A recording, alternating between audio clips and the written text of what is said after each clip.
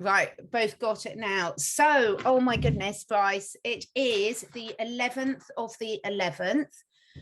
Very poignant day for all sorts of reasons. But we've been chatting. How are you to begin with? And then we can talk in. We are going to be talking today about what next, the next scene in the movie.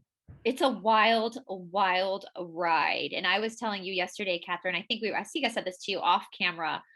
We were on the phone. Like, I am so lucky. I feel so lucky. We are surrounded by so many strong women right now. And we've been talking about these intuitive arts, this intuitive side, which is the feminine energy. And what a show this has been. This is sometimes I told somebody yesterday, I feel like I'm in the Truman Show. Like, I feel Yeah. like one flew over the cuckoo's nest. But I think you and I agree a lot with what is potentially kind of busting through the surface right now. And if we're correct, then this plan by the good guys is truly spectacular to get us to this point. And I don't know what all we want to say about leading up to this point.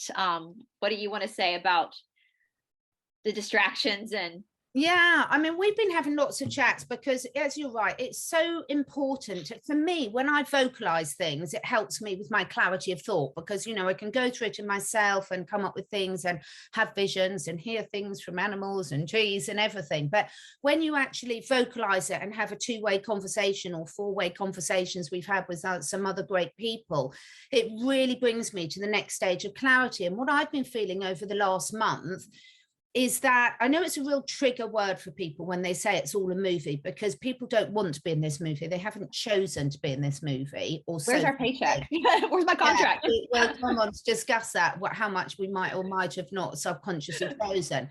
But what has really been an overriding feeling for me is that a lot of what we've gone through over the last year and a half, it's all important and it's all important disclosure, but it's been a form of distraction. And now we've sort of exhausted talking through those things. We're getting down to the real nitty gritty of what it's all about. And I was having a chat with you and a couple of our other mutual friends about this phenomenon of the scientists saying that we've got 90% junk DNA, which I think most people realize is ridiculous but haven't really thought to question. And the issue of telepathy and what we can do, these hidden powers that we have as humans, and I don't think it's just humans that have got it either, which we can talk into. I know it's not. But I think this is really coming to the fore in people now. And whereas before it had been a little bit, we've got very common over the last year about people channeling, whether it's channeling from off-worlders, from spirits, from people like myself who animal communicators or animal whisperers. So people have had that, but it's been a bit fringe and a bit novelty, whether it's tarot cards or whatever. But I think now it's almost becoming so mainstream that people are starting to question more, and they're noticing, and a lot of their senses are waking up. And I don't think that some of the people who have been in power up until recently are very pleased about that. No, I think that's hitting the nail on the head. I think as we were, this whole process, if you want to call it that, I believe that it's gotten us to this particular point. We are so grateful to the white hats, to the good guys for doing what they've done, and they were necessary in the beginning to get us to go, wait a minute, this isn't, something's weird, something's off, something's not right. They were necessary. But at the end of the day, it's not even about that. It's about us figuring out who we really are, which is not what they want us to know. That's not, I mean, I don't believe we have any junk DNA. I Absolutely. don't, I mean, if you want to look through all the religions of the past and the philosophies, we know that the earth is not 6,000 years old. It's way older than that. I believe, in my opinion, that Atlantis was here first, that we're all descendants of Atlantis, and they could do these things. You hear from Plato's writings that they had telepathy, they used crystals for energy, they were able to levitate, which is what you hear of phenomenons of people in India. I've seen pictures of people, old yogis in India, being able to levitate. They could control their senses to the point where they could command their senses. And then whatever happened to knock out Atlantis and start the new timeline, we became what I guess we would call a slave planet, where we became enslaved. And we were saying this beforehand, whether that was by, for the religious Lucifer or the Anunnaki, whatever vocabulary word or identity you have for that cataclysm, for that thing that happened in the beginning. Yes, they did that to us, but over time, we've been doing it to ourselves. And now we've got to realize that that's what waking up means. We got to wake up. No one can wake up for us. We have to do it ourselves. Absolutely. And there's so much trying. So I've been fascinated by this whole sort of climate change debacle, because obviously most people love the planet that they're on, and they love the different species and the species diversity, etc. But what we've learned over the last year and a half is we can't believe anything. I mean, I have always laughed at population numbers. It's really weird because I've got a really good memory, but I think I've always had a really good bullshit meter, because certain things I'm sort of like, why would I remember this when it's completely made up? I mean, everyone quotes these figures of population figures as if they're real. And I'm like, well, one, how do you know that? Secondly, there could be people living above ground, everywhere, the other areas of the planet that we're not aware of. Thirdly, we know that they're going to manipulate the figures for whatever purpose suits them. So if people laugh at me because I can't tell you how many people live in the UK, well, I can guarantee you don't know either, because the figure we've been told won't be true. So right. I think it's really brilliant, the stage we've come to, and there's been lots of sort of sitting back. I've sort of sat back a lot more for me than I normally do over the last month or two, because all these realizations are coming into place and the clues are all there, and we've all of the different people are touching on the different areas and the different topics that are relevant. But for example, people like Joe Dispenza, loads of other people have shown that when you go in to take away the physical side of things, the whole thing of epigenetics, what we were taught about, it's in genes, inherited. I still get people in my work telling me that all the time. I've got this condition, it's inherited from my mother. And we now know, no, it's not. It's lifestyle, environment. There's very, very few things that are truly inherited disease-wise, but choices and behavior patterns and lifestyle choices are very much inherited. And I think a lot of people are really realizing, one, that they don't want to be enslaved anymore, whatever that looks like for them. And some people think it's quite trivial, but in whatever way, they're starting to say, no, I want a bit more choice in this. And also a lot of people are really accepting, whether you want to call it channeling, using these other parts, these other abilities that have been shunned for so long. A lot of people are starting to view that as normal now. And I think that's ruffling a lot of feathers.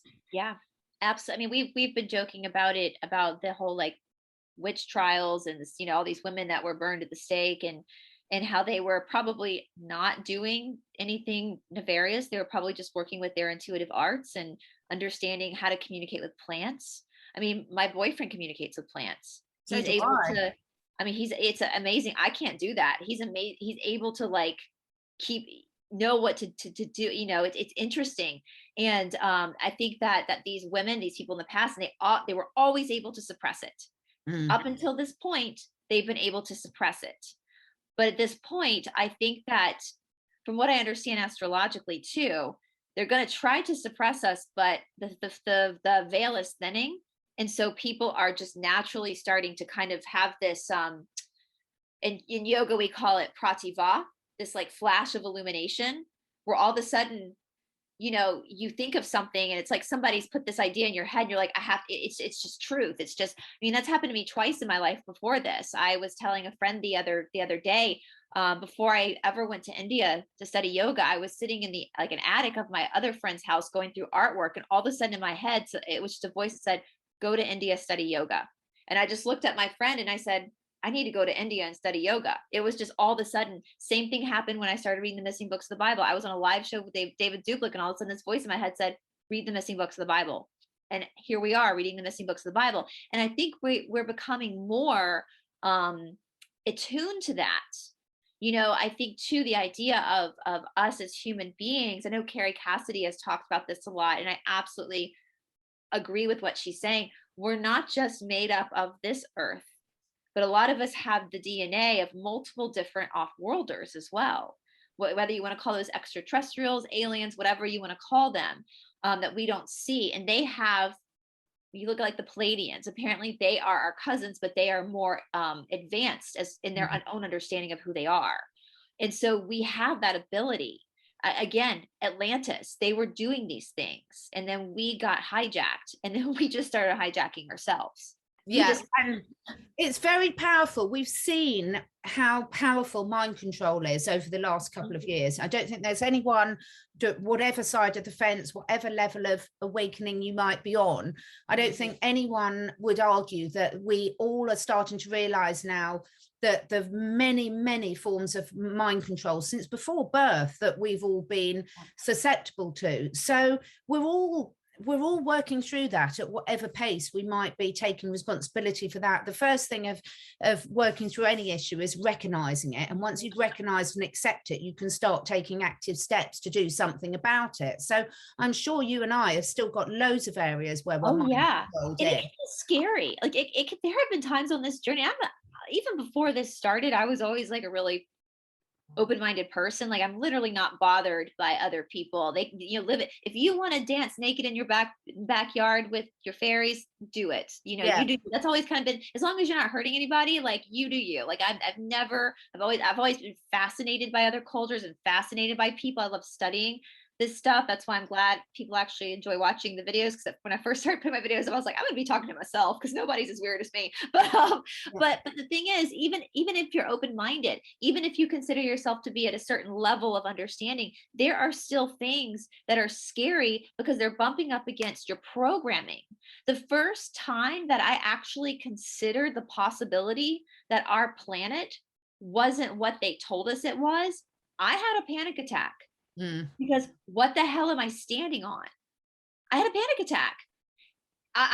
But now I'm okay with it. Now I laugh about it. Like, well, it's obviously safe because we're still here. Still here, and it still provides for us, And then just the idea. I remember the first time somebody presented the idea that we might have a longer lifespan because we're going through this transitional, and I was like, even that kind of freaked me out a little bit. I mean, everybody wants to live a long time, but if we're talking like hundreds of years versus the 80 or so we're preparing for, holy crap, what does that mean? I mean, there's so much that we are going to have to, and I quote Ram Dass a lot. He was anybody who's interested in studying like spirituality or Eastern philosophy, he wrote really good books, and he's very easy to understand. And he would talk about like when these things happen, when they clash within your conscious mind and you have a bit of a panic, just to observe it. Don't react to the panic, feel the panic, but don't internally react to it, and just observe it as that's interesting. That's where I'm still programmed. That's where I can see that the clutches of what's been taught to me. And you're right. It started even before we were born. Like we pick up patterns from our parents who picked up patterns from their parents, and so forth and so forth and so forth. And it's lonely. It can be lonely. I'm sure people who are on this journey, when people you're around are not having these like prativa moments, and you're trying to talk to them and they're looking at you like you're crazy, it can be very, very lonely, a very lonely place to be. But and I think, as we were saying earlier, like watching the crumble of the matrix, like watching the crumble of government, watching the banking system, all that kind of stuff, like dissolve before our eyes, is now allowing us to go, okay, well, if this isn't real, what is real? And then it puts you in a whole kind of, excuse my language, but oh shit moment. Everything you thought was real isn't. I mean, I wouldn't be surprised, honestly, to tell you the truth. I would not be surprised if our location, we've talked about this before, but our location to each other is actually closer than we think it is. I agree. I think it's so exciting. I know I really wind my family up because my whole life has been so exciting. It's so exciting because it is so exciting. But like you, I think that's why we get on so well, because we're just like, my God, this voyage to discovery. And each time I've never found change difficult. So in a lot of my corporate careers, and I've had a lot of different careers because I'm interested in so many different things and I have a low boredom threshold.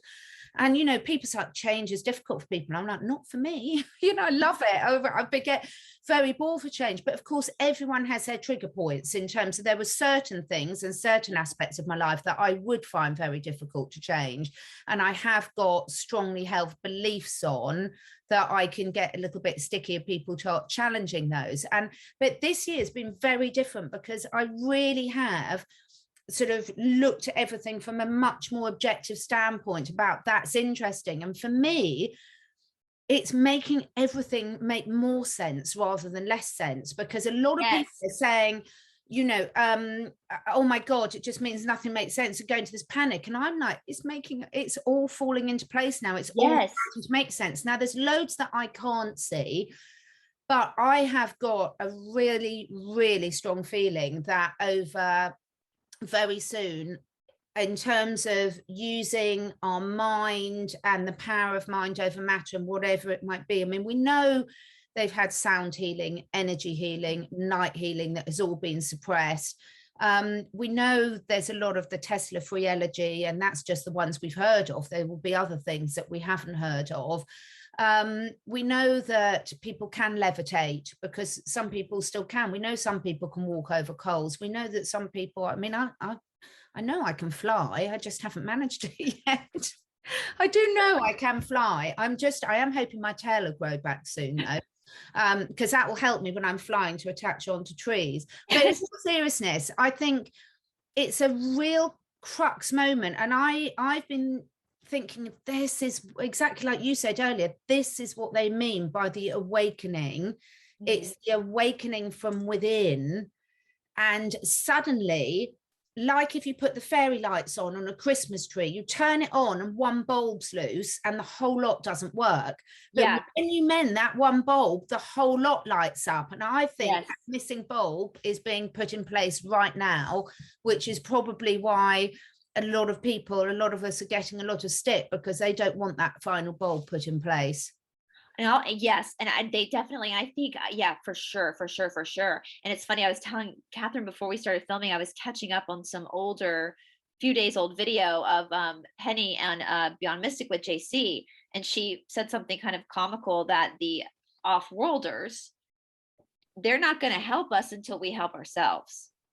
And so they're waiting for us to actually give it all we have to start to work ourselves, which I think means finding that mystical side of you, what we call mystical. It's really just what you are. You are spiritual. You have these abilities. It's what you've enslaved yourself into believing you don't have, right? And so they're waiting for us to figure that out to then come and support us. And then she said something funny. She was like, but they're actually very proud of us because they didn't expect us to get this far, because we're quite lazy as a race. So I thought that was like, I was like, oh, they're kind of funny. It is really funny, isn't it? They're making fun of us. Okay, I see you. You're making fun of us. But yes, this is what we are. And this is a cheesy quote. People say it all the time, but it's so true. We are spiritual beings having a human experience. We're not humans having a spiritual experience. I mean, think about even the way that they've subtly programmed us not to realize how powerful they are. In most religions, you have one day a week where you go to your center to have your spiritual stuff. And the rest of the week, you're in the matrix. But that religious center is also in the matrix, because it's not allowing you to understand that you don't need that center. You don't need it, because it's all in here anyway. You know, whether you want to call that the connection to God, whatever vocabulary word you use for that, you are a part of that spark. You are a part, and a spark is what? It's friction. Friction is necessary to create. You have to have friction in order to create. You carry that friction in you that can create. And so I believe that the bad guys know about this. They know how to do this. They know how to use this to their advantage, and they've dumbed us down so that we remain their puppets. Yeah, and they want us to think we haven't, but what they don't have is that creative light spark. Exactly. That we do. Now, when you take, like, I'm so into my essential oils, I love my essential oils and plant medicine and crystals. Look at this. My beautiful friend Susie gave me this for my birthday. It's a beautiful petrified bit of wood. that is turned into a crystal. I mean, I love crystals. I love everything. Thank you, Susie. It's just the best present ever. When you're able to teleport over here, you should see our house. We've got rocks and crystals and all over our house. That's gorgeous. Yes. But I think, you know, what's so fascinating, if you just take our physical body at the moment, we know is a very small part of what we are. There are examples for every single person, regardless of what your belief systems are. So you've only got to look at Olympic athletes, gymnasts, swimmers. You've then, or you can look at, if you're not into that sort of thing, look at Wim Hof, the Iceman, and the fact that he can climb up Everest in his thing, or he can stop botulism taking you know, place in his body. There's so many examples for any levels of belief. You know, Joe Dispenza, who I love, and I know I keep going on about, but his work is amazing. But we can all do this. We can absolutely all do it. So you can look at an Olympic athlete and think, well, they were born with this level of physique and things, I could never do it. Okay, well, look at Wim Hof. Look at Wim Hof. Wim Hof, you know, wasn't born with that level of physique. What he's achieving is beyond extraordinary. If anyone doesn't know him, look him up, the Iceman, amazing. Look at what Joe Dispenza's achieving with his workshops and things like this. There's so many examples. That's just a few tiny, all your yogis and everything. And that's just what we can achieve with our physical body. Everyone has heard of examples where a mother or a father has seen their child trapped and they've been able to lift a car up or do extraordinary feats of strength that we tell ourselves in a normal thing. Because what we've realized is if someone tells you enough, it's not possible or you can't do this, at a subconscious level, you believe it. When we were talking with Tamara last week, which I loved, and Stephanie, you know, we know that the subconscious mind rules the sort of conscious mind sort of things. But the thing is once you know that, then everything changes for you. And then you really start taking back. So talking of cliches, I know I'm talking a lot, but I've nearly finished. No, I love it. Talking of cliches, you know, we've got everyone like David Icke saying, we are the 99%. And everyone laughs and ridicules them because it's the easiest way to put someone down is to ridicule them and laugh at them.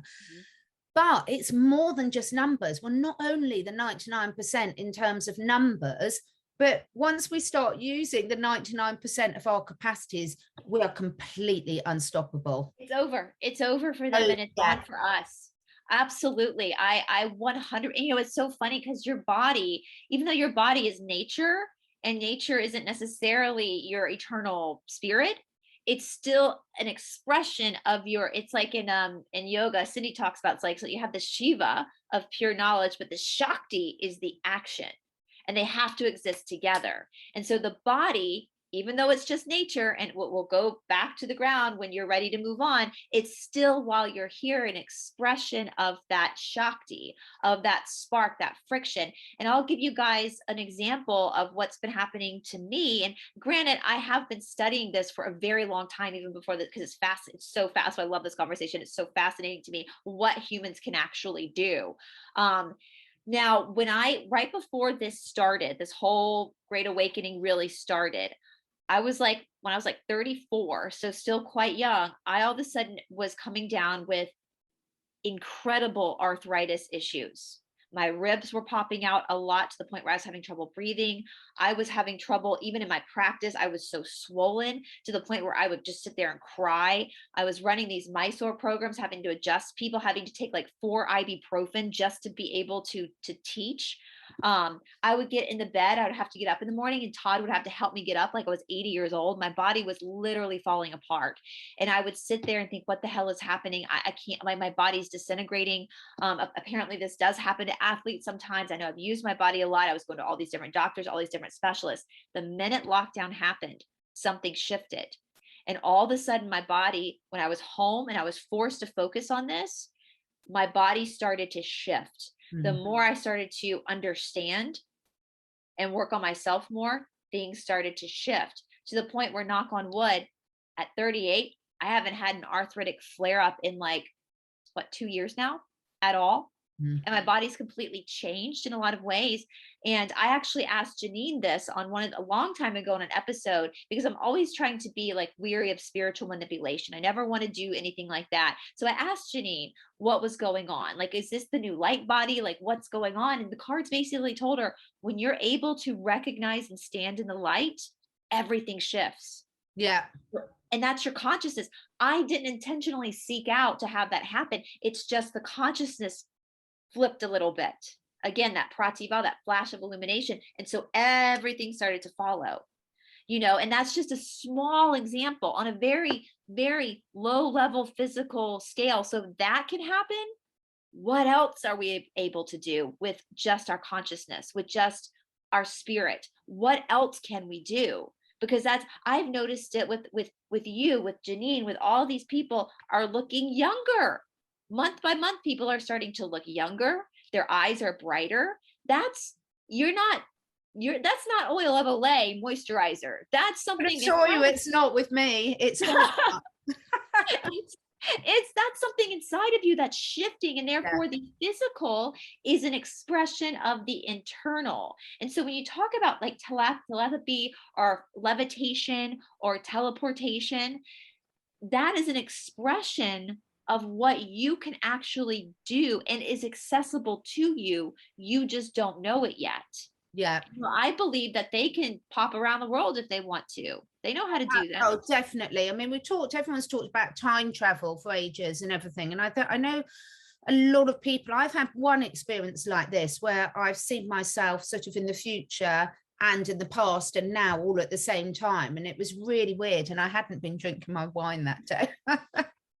So I can't blame that. But I've heard lots of other people speak about that. And it is just so fascinating. And I think what is the beauty of all this? And I know everyone's experience of the last 2 years, everyone's life experience is completely different.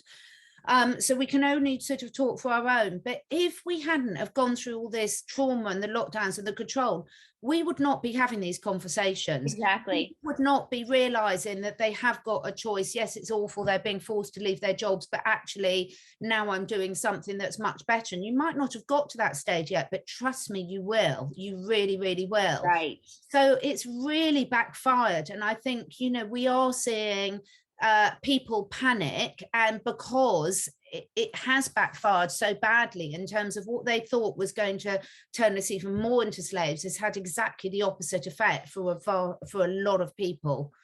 And it's the help of because this is actually astrological as well, and that's a mind bender too, because we are part of the stars, we are part of the cosmos. I mean, that we are fragments of that bigger essence. And so that's why it's working in conjunction together. And it is frustrating to see people who are still just like, they don't want to, but they're going to have to, eventually like step up, because it's happening.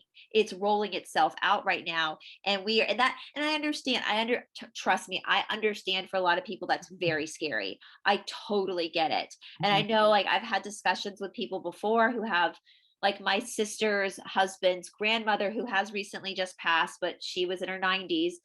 She's Italian, and she had a great love of the Pope.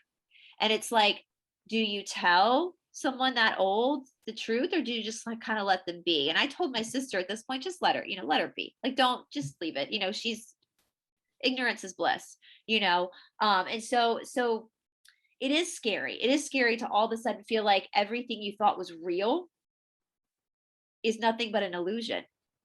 It's just an illusion. That's what the Matrix is an illusion. That's been one of the greatest liberators for me. I don't know if I said it on your show, another show, but being from England and being from America, anybody who's from the Western world, we kind of, even though our cultures are different, we kind of underlying have the same culture, right? Yeah. Any Westerner kind of has the same idea, where we live in a very comfortable society. It's keeping up with the Joneses. Here in America, we have our social security numbers. You're born with it. It determines your value monetarily, your credit, all that kind of stuff. It all ties back to the Federal Reserve. All that now we know is illusion.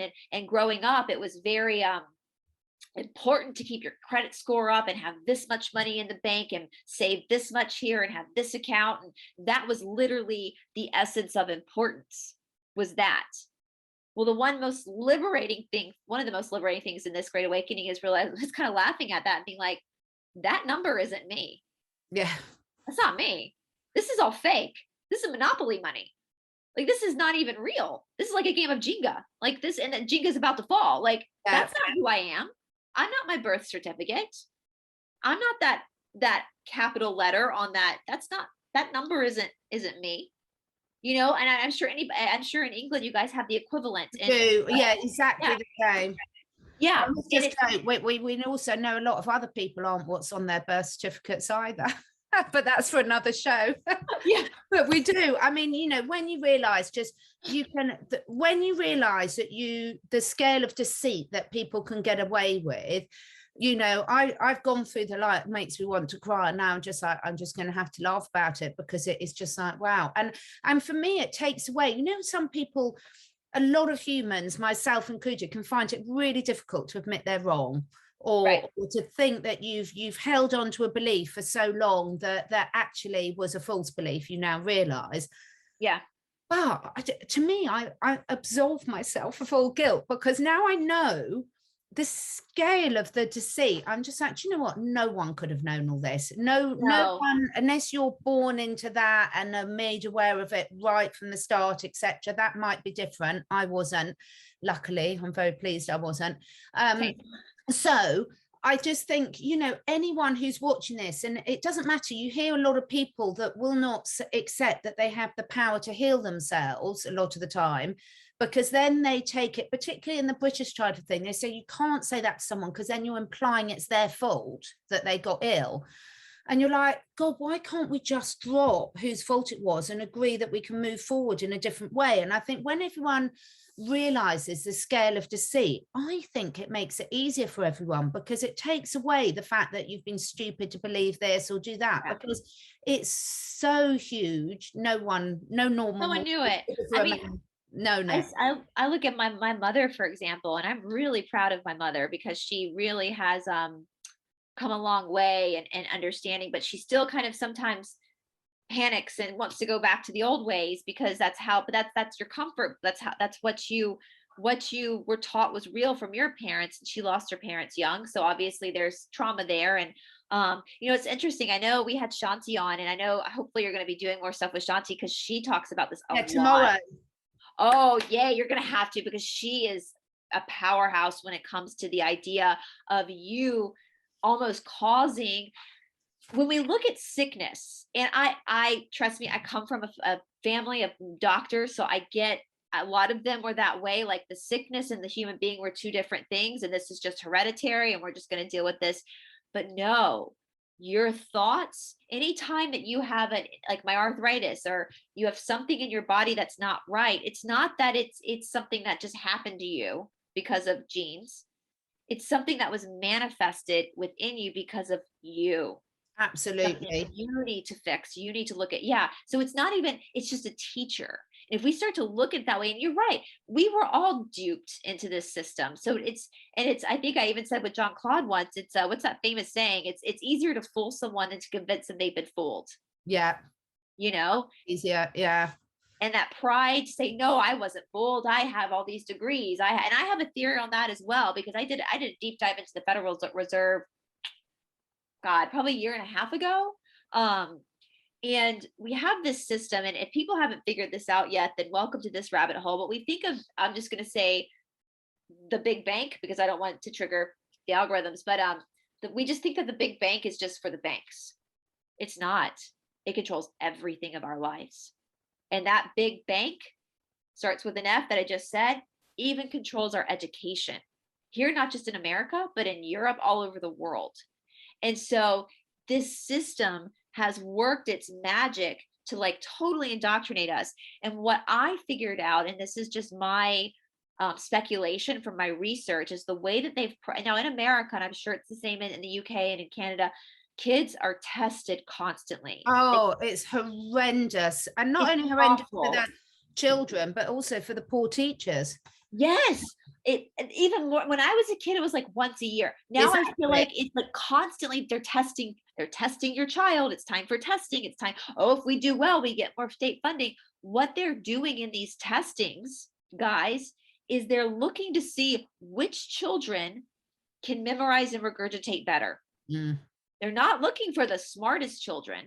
So what they do from the very early ages of kindergarten, where they start this crap, I mean, kindergartners are babies. Why are they being tested? They're babies. They're still trying to not piss their pants. Like, come on. But they're testing them. And so they start to now divide the children. So you have group A over here that test well and that can memorize and regurgitate. Then you have group B over here that doesn't test well. And they're telling group A, oh, you're the smart children. We're going to put you in the advanced classes, and they're going to groom that ego to continue that resuscitation. But group B over here, you're the dumb children. You're going to go in the medial classes. Oh, the whole existence of their education, they're told these things. And so what starts to happen is the child then takes on that role themselves. I can't tell you how many people on this journey didn't do well in school. And the reason why they didn't do well at school is because they weren't easily they weren't easy to program. And so the system had to discard them and take these people over here. We're seeing it out in our world today. A lot of my friends who have like multiple degrees, PhDs, are the ones that are still like 2 of them and fearful. And it's like, how can you not see what's really going on? Because you think of like a doctorate is an indoctrination. So they've done this to us. And I'm not saying that people who have this are dumb. It's just that it's easy for them to regurgitate, which there is a place for that. That is a skill. To be able to memorize something and then regurgitate it perfectly, that is a valuable skill within the right context. But they've ripped us of our actual abilities. They've labeled it something else, which then has caused us to continue doing that to ourselves. Does that make sense? It does. I mean, I think I can see what you mean by that, but I would beg to differ. I think it's too much generalization, because some of my friends that I have the best discussions with are the most highly intelligent, and then you have people like Dr. Judy Mikovich and all the doctors and lawyers that are standing up. So I think there's 2 categories of that. There are some that get there by having that mind control over us, but they're the others that are actually too smart for them almost, and actually see straight through it, and it's a means to an end for them. So I think we need all of them. All of it, yeah. All of it. What we do realize now, I mean, I've got 2 children that have gone through that school now, and I look back now and I was just thinking, I mean, luckily they didn't have any bad experiences, but I was thinking, what was I thinking? Because again, I got caught into that trap of what was a good school, what was a good education, what was this, what was that? And I mean, luckily my children are both very, they know their own minds, but I just didn't have a clue about any of this as a parent. When I was choosing their schools, when they were going through, it was very much no news is good news. They're not having any issues, just let it plunder along. And I look back now, can't wait to be grandma. Say that all the time. No news is good news. She used to say that all the time. And it is. And now I look back now and I can say, I got completely swept up in terms of the women's lib, and you have to be able to be a mother, hold down a really successful career, do this, because all the people of my generation and my friends, that's what we grew up with the pressure to do that. And if you didn't do that, you were a bit of a failure. And now I look back on that and I thought, well, they completely got me with that agenda. I believed it hook, line and sinker, and now I can see through it completely. Yeah. No, I mean, we were the same way. My sister and I both my parents were private school kids. So my sister and I went to private schools, and it was kind of a point of pride that in my high school or our upper school, we didn't have like home ec or shop. We had calculus. Like that was, you have to take the hardest level of chemistry. You have to do this. You have to get into the best, I didn't know that university, this is how sheltered I was as a child, that university was an option.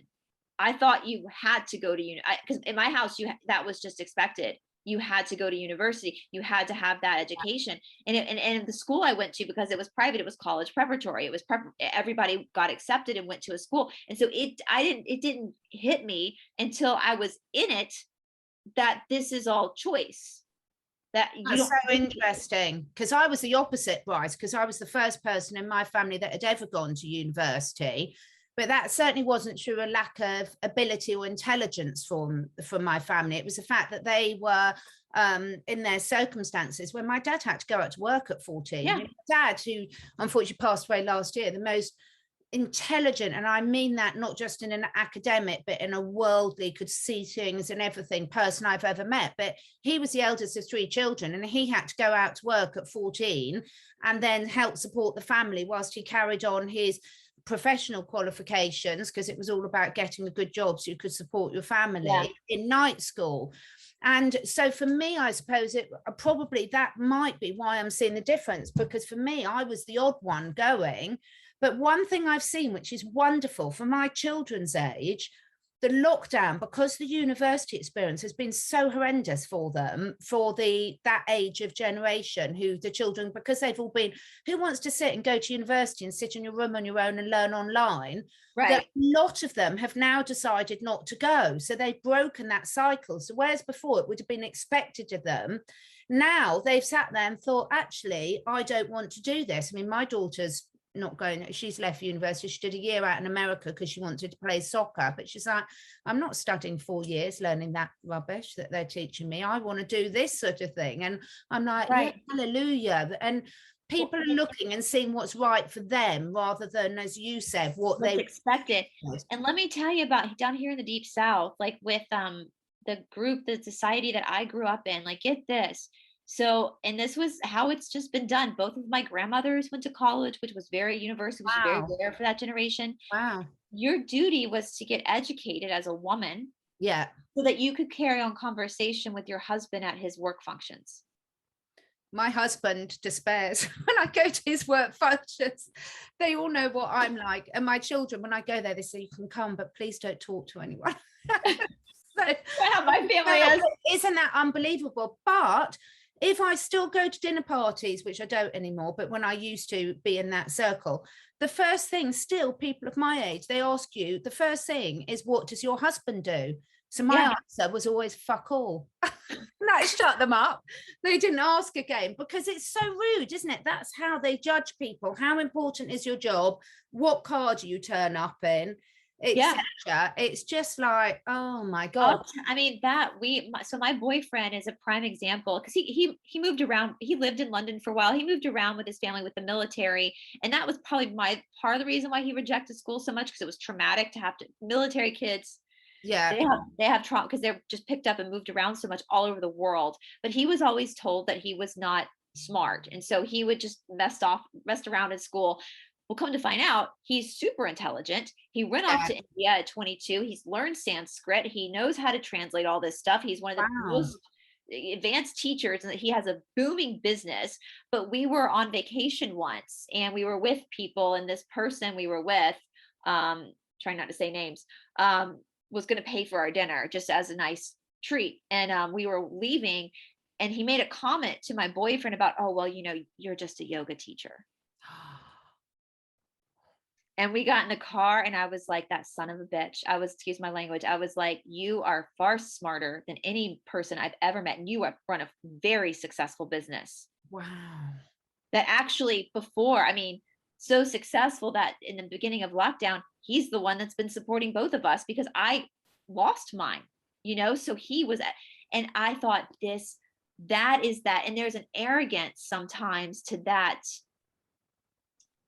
dismissing people who you seem that seem menial to you, when you don't actually know the whole story of that person and how intelligent they actually are. Meanwhile, my boyfriend has been awake for a very long time, has been very sovereign in this fight, and has not complied, and our business is booming. We don't allow this in there. And this guy is still like hiding in his house because he's terrified of.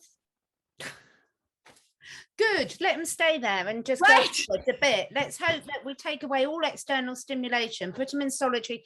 The best example I can think of that is our gorgeous friend Janine, who everyone loves. Now, she was saying that, she was judged throughout her career because she was a tarot card leader.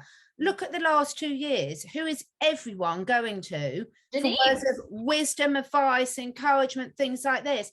Janine. because she's so tapped in to what really matters in life, and that absolutely oozes out of her in and I just think it's wonderful. I think it's absolutely wonderful. And again, I've seen a lot of people this last year, a lot, really take a hard look at what they want to do. And they, I mean, you know, they haven't been buying new clothes, they haven't been having their hair done, they haven't been, you know, things, all the things that people might have been wasting money on before.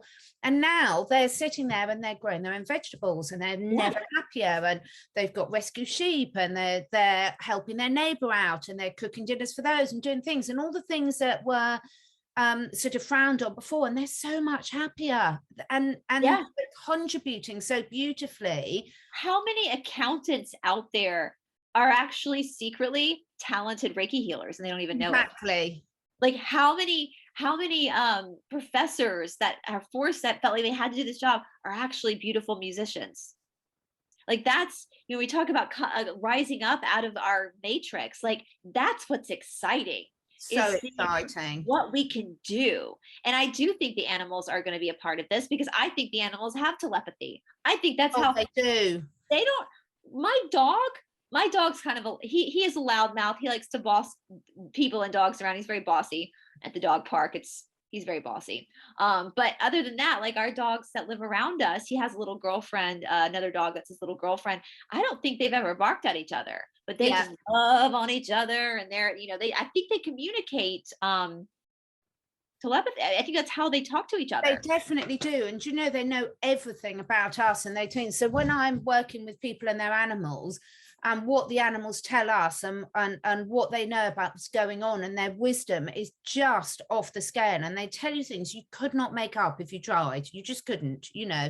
And it's just absolutely magical. And this is what I mean, it's more than just the human race. You know, I'd love to do one more on Atlantis one time, because the thing is, and I don't know a lot about it apart from what I know and hear and in my dreams. I've never researched it, interestingly, because I've always felt I know exactly what it's like, because I think I was there, as we probably all were. But the animals, I think this is what I think when it's moving forward, we have a lot of talk about humanity, and I just change it for all creatures, great and small, because as we shift our dominant nature, everyone knows who's got animals that they take on a lot of our stress. So we know that you can get dogs that can sniff out cancer, all sorts of diseases and things. But equally, they often take on our ailments. So because the energy, as you said, because it's coming from an energetic level, that energy is dissipating into your environment. And if your animals are stuck in the environment with you, like a lot of dogs and cats and rabbits and guinea pigs are, then they often take on a lot of that. And often when the human heals themselves, the animal's problems go away. It's just absolutely amazing. And that doesn't mean that you're to blame for everything, because we've got to take away this idea about blame. I think this is what's really holding us back so much, is it's blaming just a people mistake for we not made. knowing. We just made a mistake. We just got off course. I mean, that was the original definition of the word sin, was to miss the mark. That's all we've done. Wow. Yeah, we just missed the mark. We forgot who we were.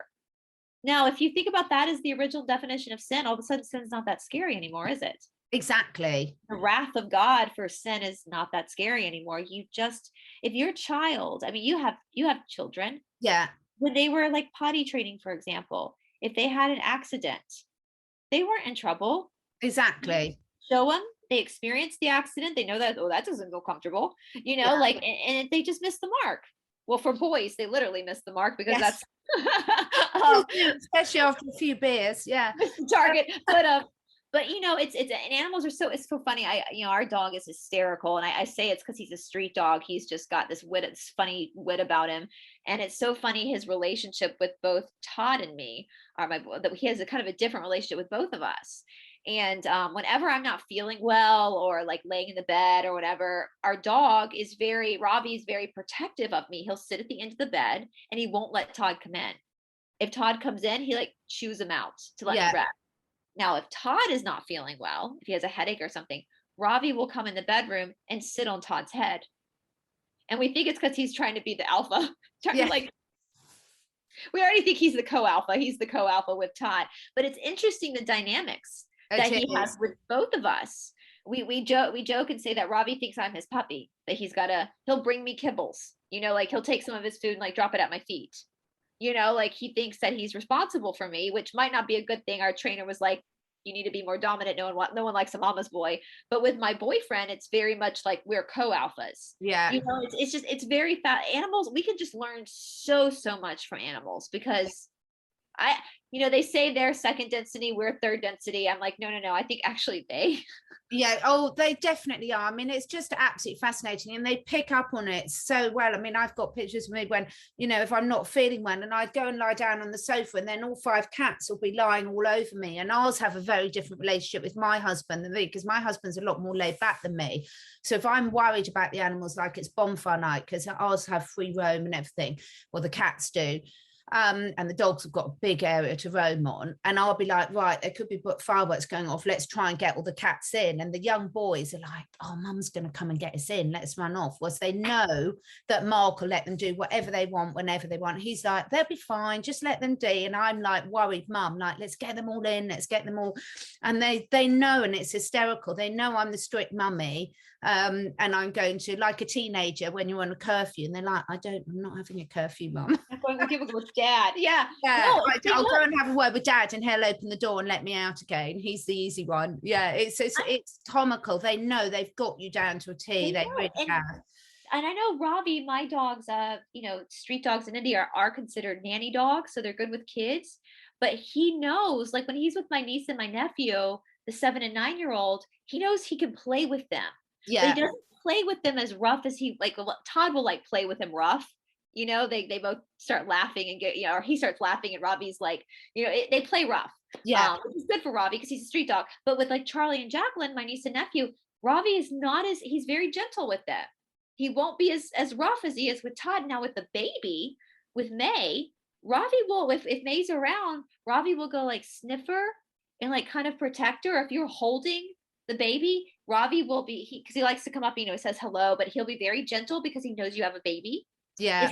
They understand far more than we give them credit for understanding. They understand protection of the innocent. They understand all these things. And it's just so like we could learn, in my opinion, because in a lot of these old missing texts in the Bible, it is very apparent that before the fall of man, whatever you think that was, whether that's a metaphor or a real thing that happened with eating a fruit, before that happened, humans and animals could actually talk to each other. Oh, they can. And we telepathy can. Yeah. And animals, they never took the wrong turn like humans did. Now they've had to pay for the mistakes of humans, but they never took the wrong turn. Animals don't kill for sport. They only do it for protection or food. We do. We do that completely. And people say, well, what about foxes with chickens? That's because you've put the chickens in an unnatural situation. They put them all in one pen. So if the fox gets into the pen, he's like, suddenly, oh my God, my instinct is to kill.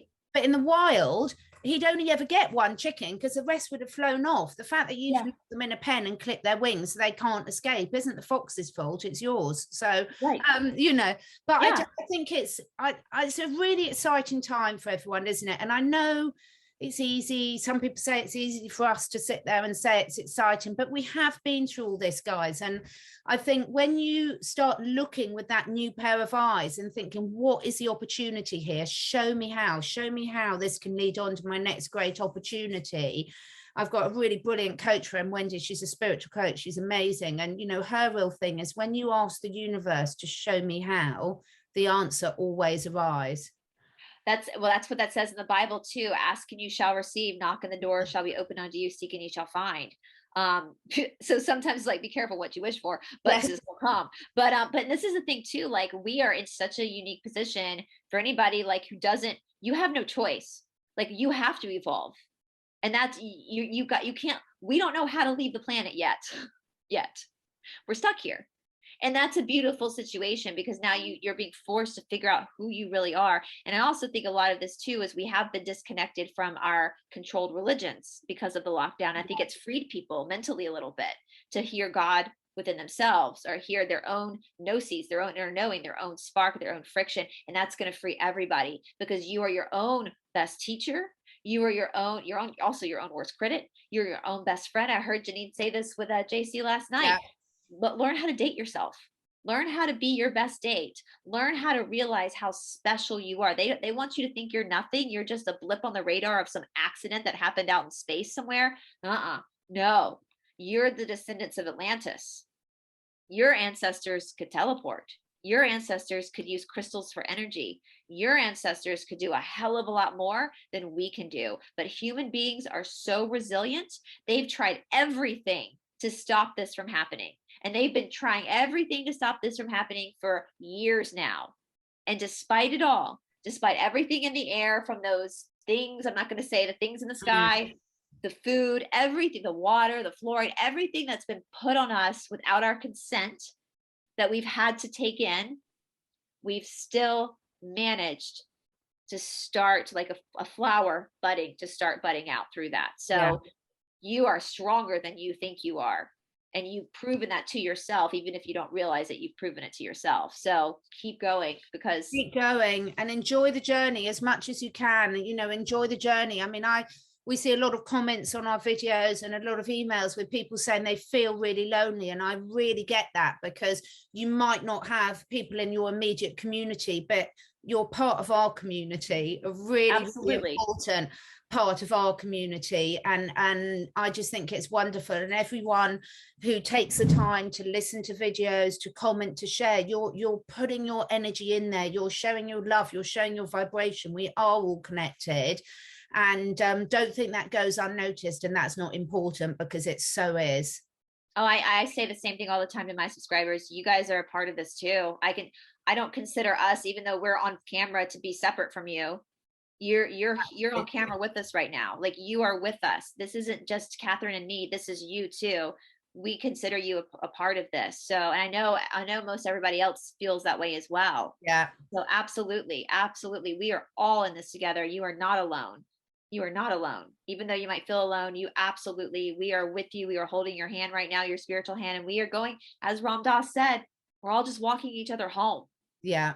We're all just walking each other home right now. So thank you so much. Oh my God, I literally could talk to you all day, but I know both our doggies are sitting there waiting for their walk in the nature. I don't want to leave this planet. I love this planet. I know. Well, that's why they're fighting over this planet. Look how magnificent it is. Oh, I just love it, especially squirrels. I love squirrels. Yes. We got a lot of those here.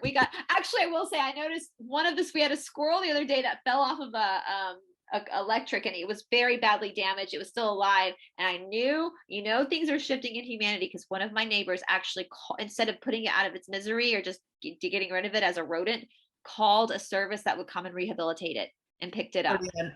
And that's when humanity is shifting, when doing kind acts to the least of these, as they say, the least of these. So yes, my dogs love squirrels, but I think their motives are not the same as mine. They like chasing them, but they never catch them. Don't panic. I know, right? They catch them, but they love them in a different way to what I do. Oh, thank you so much. Let's do this again. Absolutely. Get some of our other lovely lady friends on as well. And absolutely. Thank you so much. It's been such fun as always.